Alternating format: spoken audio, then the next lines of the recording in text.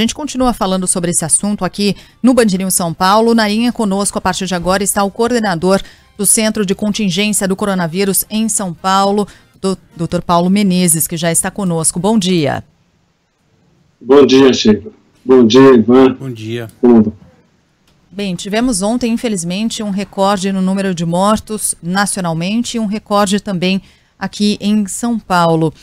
Como é que o Centro de Contingência acompanhou esses números e que recomendações o Centro de Contingência dá ao governo do estado? Que caminhos? Porque a gente, neste momento, está na fase emergencial, que prevê algumas restrições em relação à circulação das pessoas. Há necessidade de endurecimento na avaliação do Centro de Contingência? O recorde de ontem, um triste recorde, ele já era, de alguma forma, esperado pelo volume de pacientes graves internados em UTI nas últimas semanas. Então, o óbito é o desfecho triste que acontece mais tardiamente para uma parte das pessoas que tem o quadro grave.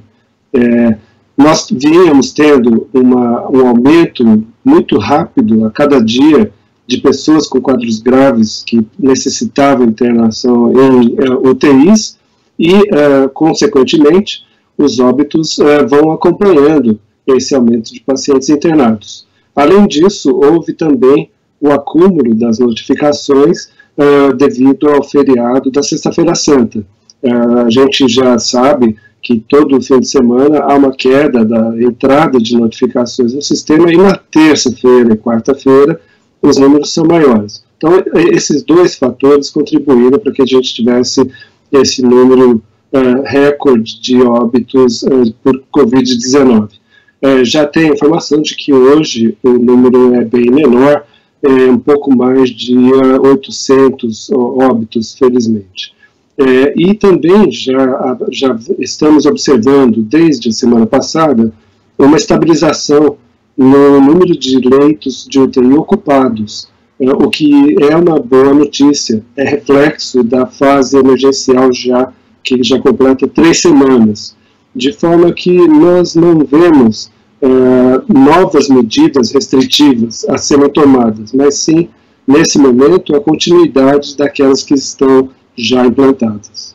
E nesse caso, então, seria a continuidade da fase emergencial, um retorno para a fase vermelha, porque não são muitas as diferenças, né, doutor, entre uma fase e outra, tirando aquela restrição noturna, enfim, em alguns estabelecimentos específicos que podem funcionar em determinados horários, né? Isso que nós estamos avaliando ao longo dessa semana. A decisão do governo deve sair no final da semana, provavelmente para a coletiva de sexta-feira. De fato, não há muitas distinções entre a fase emergencial e a fase vermelha. Uma delas é relacionada à questão dos cultos. Os cultos, eles são permitidos nas regras da fase vermelha, com distanciamento, com ocupação de até 30%, e foram suspensos na fase emergencial. Então, esse é, por exemplo, uma pequena diferença. Agora, outra que eu acho mais importante é que nós vimos que da fase vermelha para a fase emergencial, nós conseguimos um aumento de isolamento social de cerca de 2 pontos, de 1 a 2 pontos por dia. E isso faz uma pequena diferença também no sentido de reduzir o contato entre pessoas e reduzir a transmissão do vírus. Mas estamos discutindo o que vai ser mais adequado, se vai ser uma extensão da fase emergencial ou a fase vermelha, já que temos ainda uma taxa de ocupação de leitos de UTI por volta de 90% em todo o estado de São Paulo. Queria saber do senhor, em relação à rede hospitalar, como é que o Centro de Contingência, o senhor falou, 90% de ocupação desses leitos, mas já tem alguns dias ou algumas semanas que a gente vem falando desses 90%, 91%, e essa tem sido uma taxa que não baixa. O quanto isso preocupa e deixa ainda em alerta em relação à ocupação dos leitos? Ela, de um lado, ela não baixou ainda, mas ela estabilizou, porque nós vínhamos no início de março, até metade de março, com um crescimento que chegou a 3% ao dia, um crescimento enorme, e a cada dia a gente subia 2, 3 pontos na taxa de ocupação. Junto com isso foi feito um trabalho muito forte pela Secretaria de Saúde de expansão de leitos de UTI. Só em março foram mais de 4.000 leitos novos para atendimento de casos graves de Covid-19, o que permitiu manter esses 90% ao longo da última semana. A boa notícia é que em pacientes internados em enfermaria, nós já observamos uma diminuição. É uma diminuição lenta, mas ela já é bem evidente. E isso é resultado justamente dessas medidas de restrição, de aumento do distanciamento social, porque leva um tempo para a gente ter o resultado. Quando a gente toma as medidas restritivas, a gente só vai ver os resultados dali a pelo menos 2 semanas, e é o que está, felizmente, acontecendo, e com a contribuição também, eu acho importante dizer, da vacinação, da ampliação da vacinação para as faixas etárias de idosos. Agora estamos com 68 anos, esperamos que isso seja expandido rapidamente, como com os lotes que vocês acabaram, inclusive, de noticiar. Doutor Paulo, o senhor fala da ampliação da vacinação. A gente lembra que a partir do dia 12, os profissionais da educação começam a se vacinar, e seria a previsão ali também para a volta às aulas, né? Desde que o Estado saia dessa fase emergencial. Como é que o Centro de Contingência tem avaliado essa possibilidade? A gente sabe que, por exemplo, na capital paulista agora os professores estão sendo testados, né? Eles estão fazendo um inquérito sorológico, há toda uma preparação, mas quando a gente fala do Estado, são muitas realidades diferentes, né? Já um posicionamento do Centro de Contingência em relação a esse retorno às aulas? Sim, o Centro de Contingência não recomendou a suspensão das atividades presenciais por completo.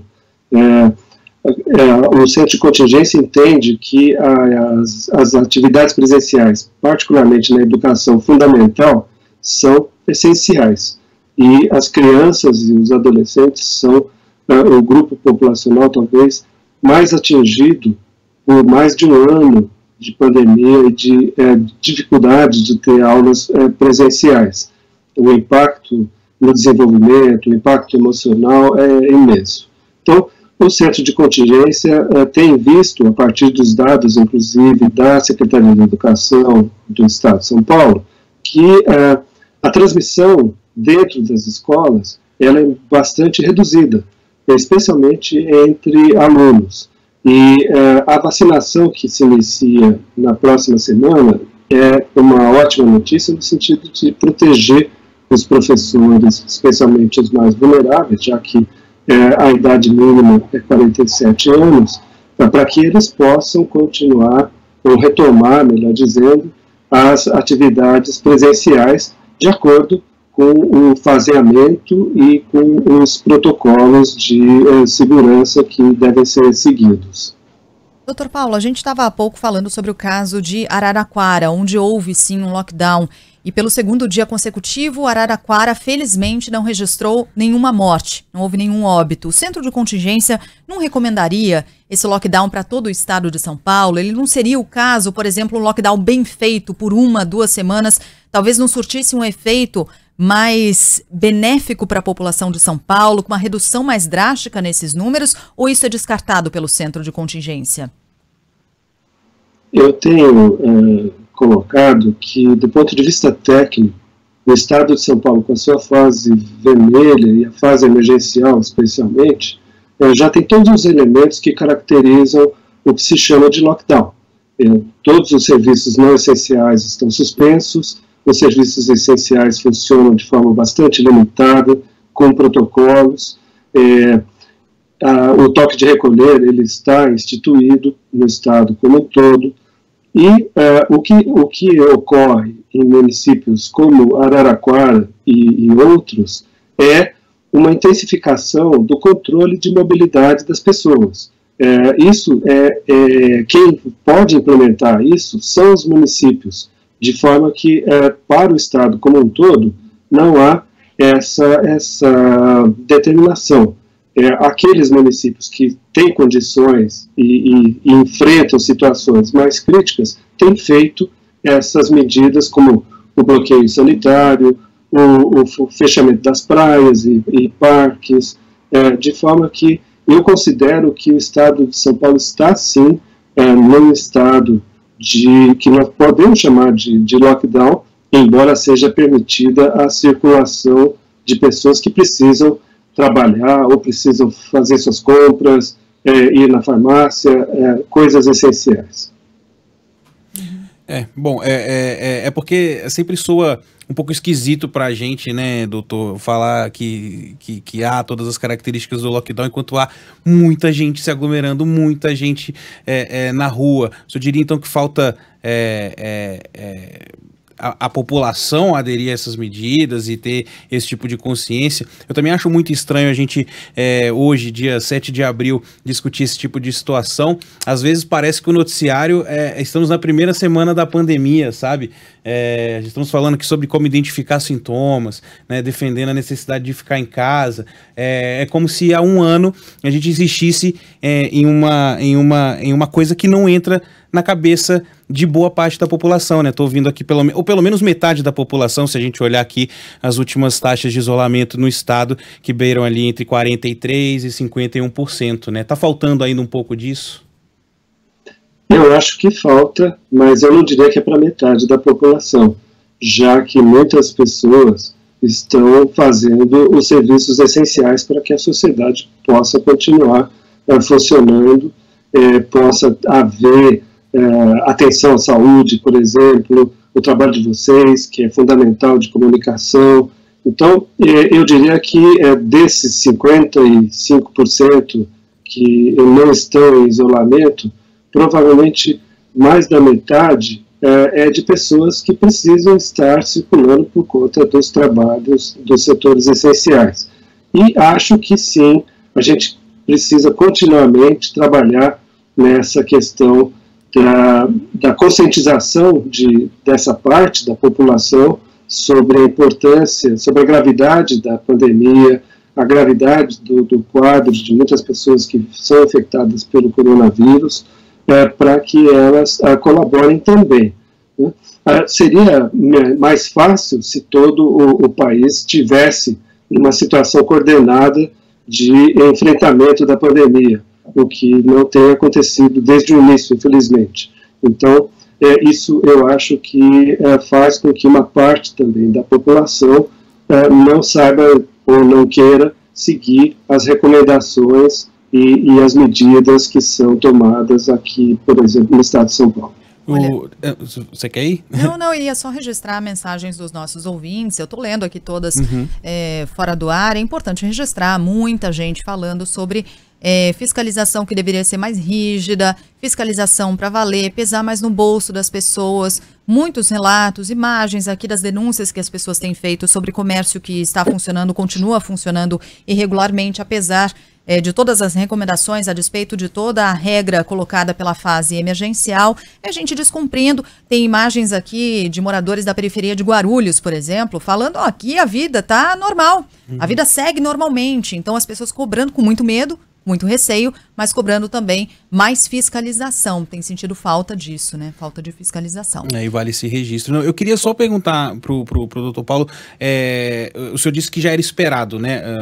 Enfim, a gente bater esse recorde negativo e tudo, e a gente sabe que o centro de contingência, os especialistas, de modo geral, trabalham com projeções. Eu queria saber que tipo de projeção, baseado aí nos últimos dias, na última semana, a gente pode ter para as próximas, doutor Paulo, de piora, de melhora, o que está no radar aí do centro de contingência em relação a isso? Felizmente, as projeções nesse momento são de melhora. Nós, como eu mencionei, nós já temos uma evidência clara de que o número de pacientes internados em enfermaria ele vem se reduzindo ao longo de pelo menos uma semana, uma redução de pelo menos 120 pacientes por dia internados em enfermaria comparado com o dia anterior, e já começamos a observar em pacientes internados em UTI uma redução também bastante lenta ainda, pequenininha, mas ela está começando a acontecer, de forma que nós esperamos que ao longo das próximas semanas nós tenhamos uma redução da taxa de ocupação, por exemplo.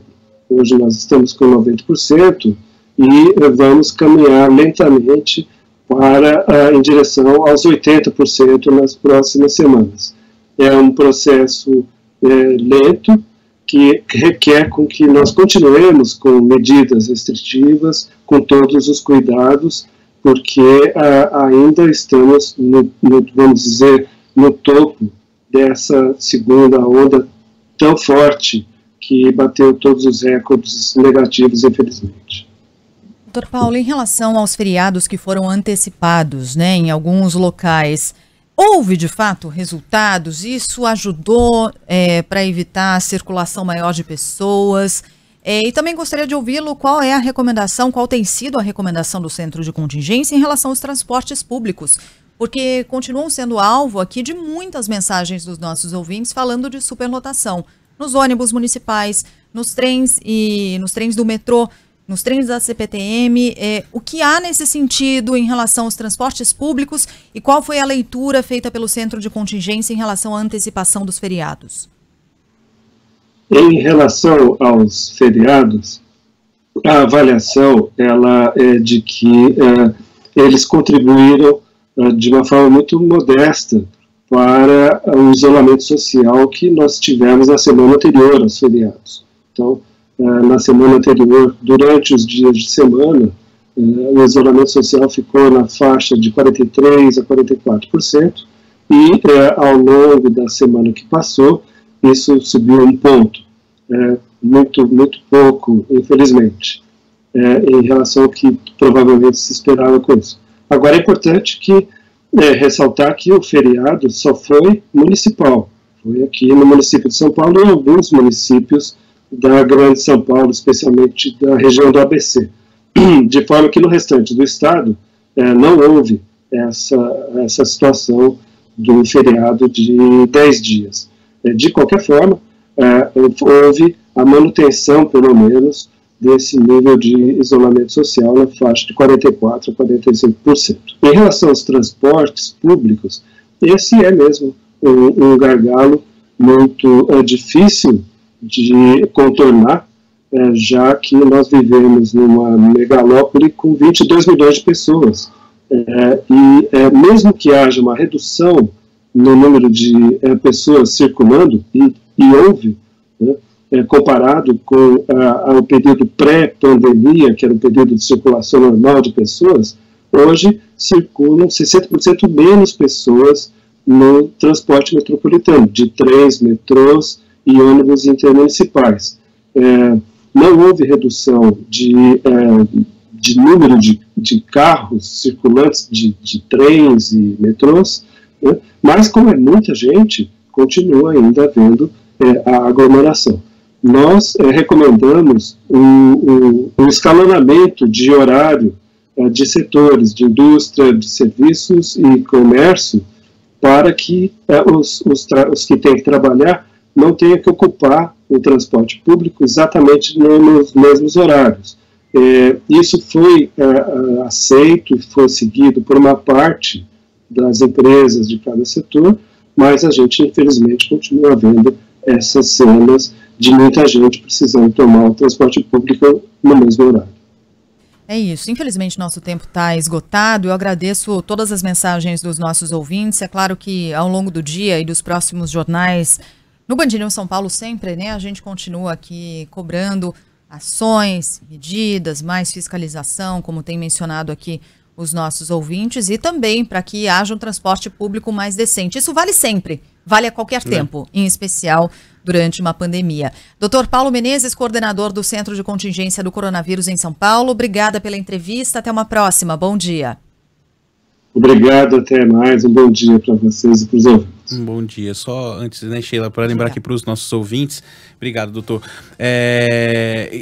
enfim, a gente está conversando com o centro de contingência, né, com o representante do centro de contingência, e muitas vezes centros de contingência, e não só em São Paulo, ficam de mãos atadas, né, porque quem toma as decisões são os governantes, né, então a gente já viu e já falou sobre isso aqui, já discutiu tantas vezes no Band News São Paulo ao longo do último ano, o centro, as divergências, né, entre o centro de contingência e o governo do estado de São Paulo, que há uma recomendação, fala, fecha tudo, o governo fala, não posso fechar tudo, então fecha só isso. Então, isso o que o centro faz é dar recomendações. Simplesmente isso, então, porque eu tô vendo que tem muita cobrança aqui, e o transporte público vocês não falam, mas assim, o doutor Paulo Menezes, ele infelizmente, ele não pode